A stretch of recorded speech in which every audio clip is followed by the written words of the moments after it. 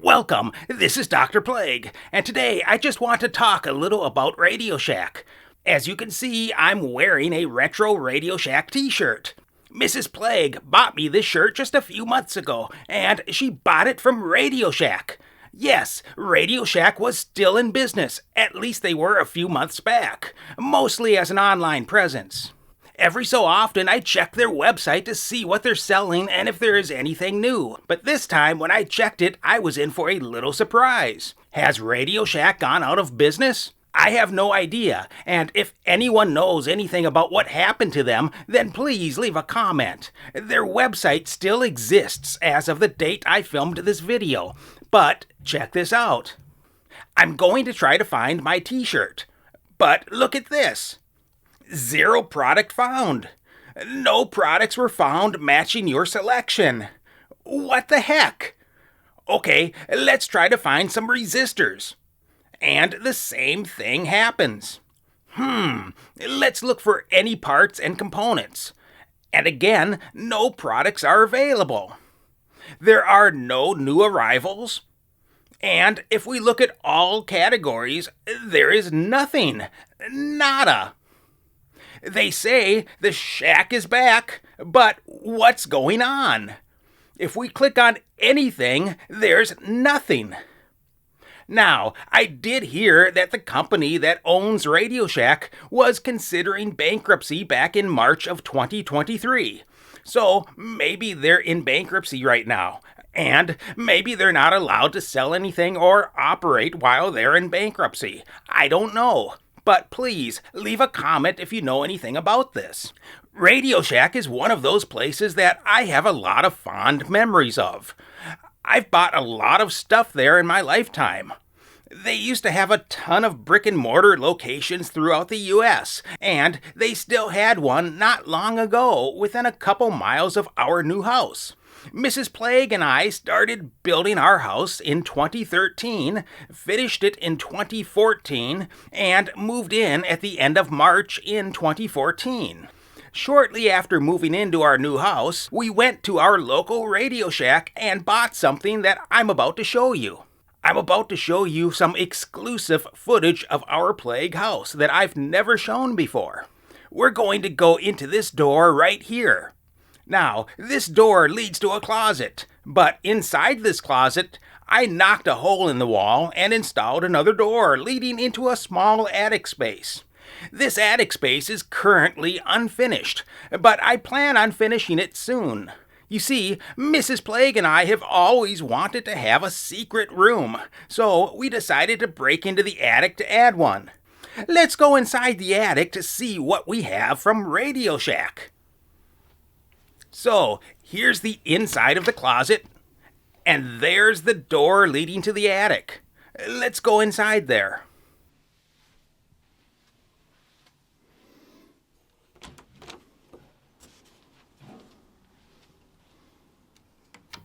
And there's the unfinished attic space.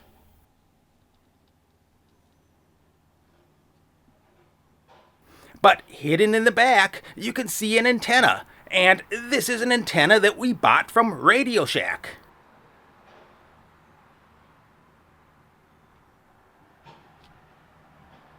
Yes, we are cord cutters, and that antenna works great. The way I look at it, why pay for cable TV when we can get well over 60 channels over the air for free?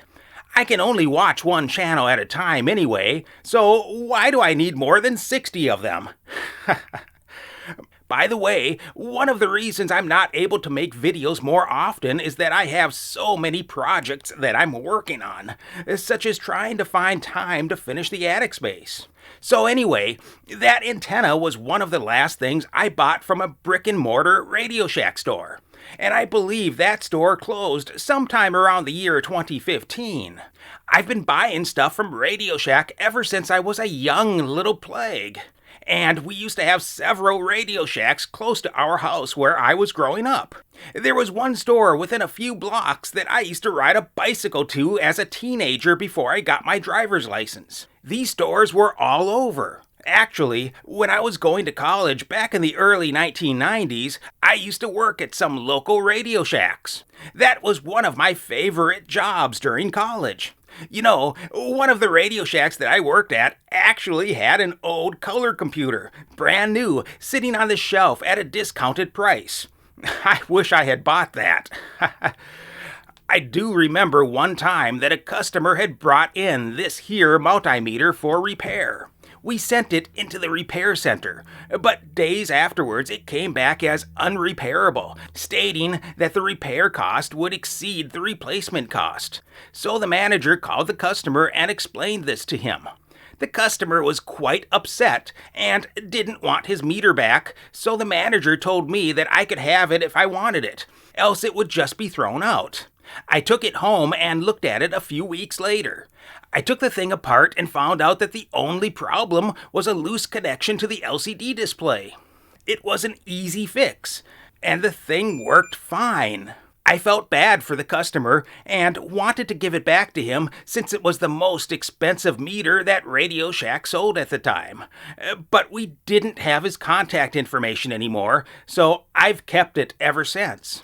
It actually works great, and after all these years, it is still very accurate when comparing it to some of my other meters, including this 6.5-digit meter. The precision obviously isn't as good as the 6.5-digit meter, but the accuracy is almost dead on.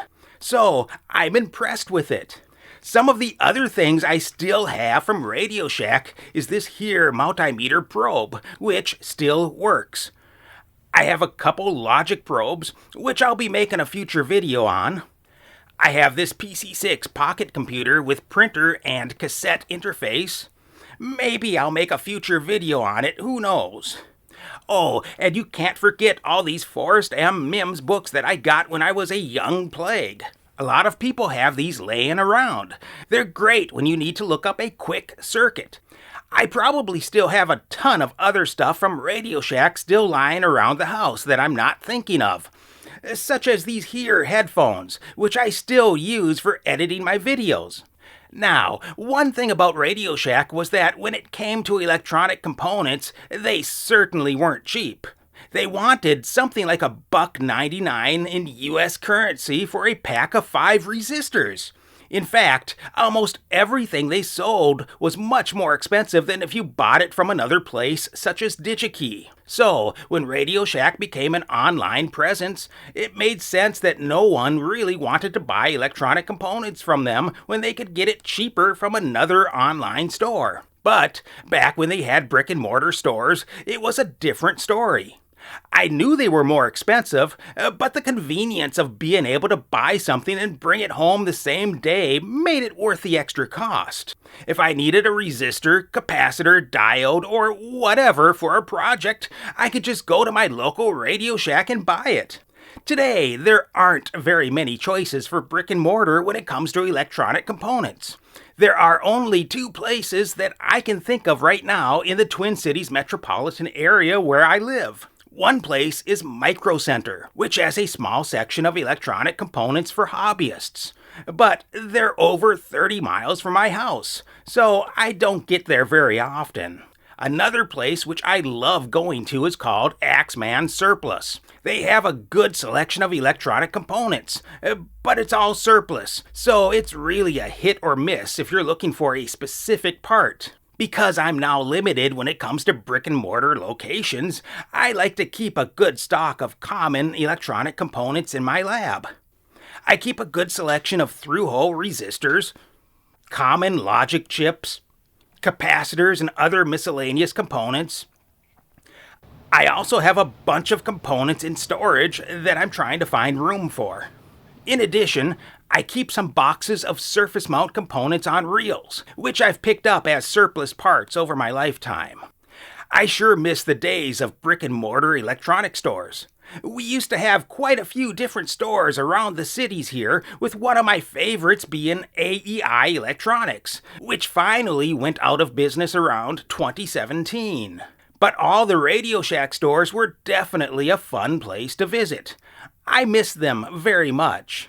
Well, with that said, I sure hope that Radio Shack comes back and that we haven't seen the last of them.